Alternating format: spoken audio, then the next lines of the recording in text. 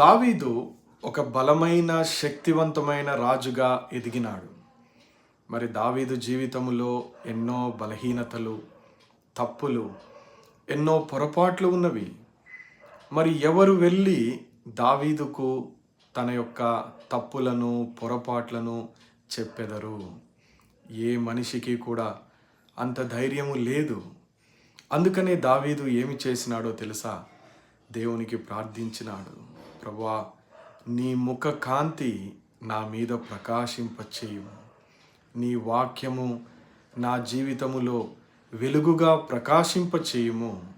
తద్వారా నా సొంత తప్పులను, నా బలహీనతలను, నా పొరపాట్లను, నా పాపమును నేను తెలుసుకొని వాటన్నిటిలో నుండి విడుదల, విముక్తి పొందెదనని దావీదు చేసిన గొప్ప ప్రార్థన జ్ఞాపకం చేసుకొని